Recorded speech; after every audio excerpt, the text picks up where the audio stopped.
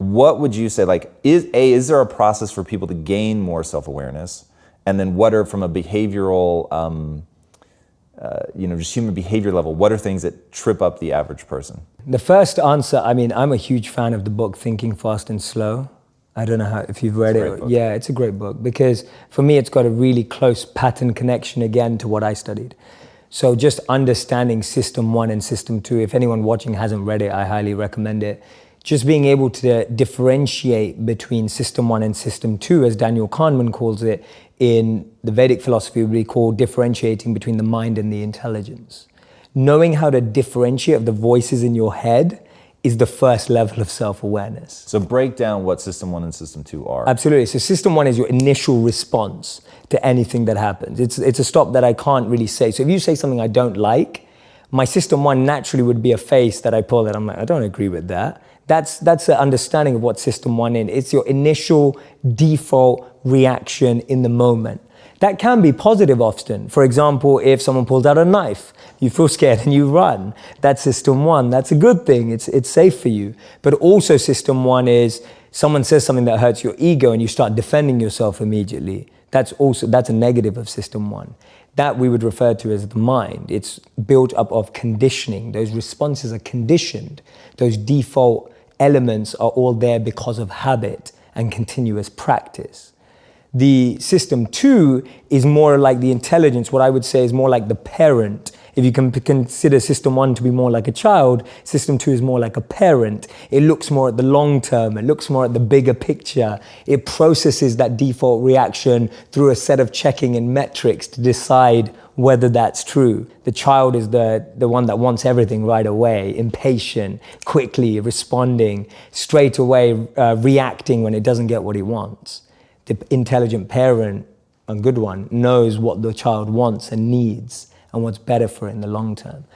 Just starting there and being able to reflect and observe the different voices inside of us is a great place to start your self-awareness. Because the biggest challenge is that most of us don't know what we're listening to. And most of us don't even know that there are more than one voice inside of us. Just getting over that line is a huge win, because now at least you're trying to differentiate between what you're hearing, and that's going to help you make better decisions in the future. So that was answer 1. Does that answer your question? Yeah, oh yes. And second one was? What, so that's awareness. Yeah. What are like typical things that trip people up so in your answer just now, it's like, okay, if you want to become more aware, just know that those two things are happening, right? You're going to have an initial response and then one that's more calculated. Now, be aware of these 2 or 3 things that are also coming for you. The biggest challenge is that there's just so much noise. It's like, have you ever had someone in your home, maybe it's your wife or maybe it's a friend or whatever, just play a really bad song too often? Right? Just playing a song that you really don't like. I actually heard my wife laugh because she knows how guilty she is. Right, okay, there you go, right? There you go. And you just play a song and you just think, oh, turn that off. And after a while, it's been on for so long that you become immune to it. Like it's just there and it's still on. It's there in the back of your mind and you didn't manage to turn it off. So the noise that I describe in life, whether it's your parents' expectations, whether it's society's expectations, whether it's your partner's expectations, all of those are like noise in the background. And that noise drowns out your ability to understand the mind and the intelligence. That's one of the biggest trip-ups. I gave a presentation called Build a Life, Not a Resume. It's also one of my popular videos. It's a very good video. Thank you, man. Thank you so much. And when I did the research, so you don't see this in the video because this research didn't make it into the video. But the research that I was doing was around the most common resume lies.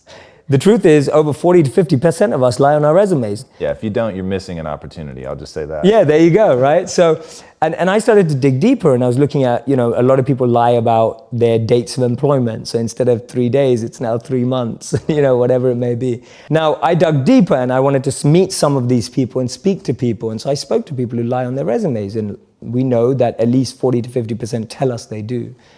The thing is, no one was proud of that. No one was like, yeah, I know I'm going to get... Really what it came down to is we're really insecure about our own abilities. Really what it came down to is we're not confident about what we have to offer. What it came down to is a lack of self-awareness.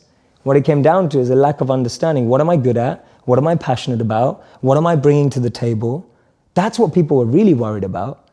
They were worried about the job, but when you dug beneath the surface, the real behavioral trait that was coming out was insecurity and being unconfident about one's potential. That tells us a lot. That indicates a lot about human behavior and human nature. That the noise from outside makes us want to fit into a container. And that stops us from differentiating between what is my mind saying and what is my intelligence saying. And what happens is that noise becomes your voice. So that noise becomes what you think is what you're saying. And most people don't realize that until 10, 20, 30 years down the line. How the hell do you like figure out, so your analogy is great. So the song's on, you don't even realize it's there anymore. It becomes total white noise. You're oblivious to it. In fact, you'll only notice it if it gets turned off. Correct. So how do they identify that? Like, do you have a process for that? How do you hear the thing that you no longer hear so that you can shut it off? Yeah, absolutely. One of the biggest ones, and we say this all the time, but it applies mostly to this, is switching your association. Is switching association to what? The people that you hang out with, okay. right? It's like changing your circle.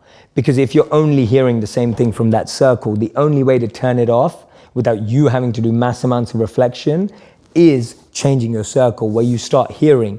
We all ultimately find the things we want to hear, right? We know that.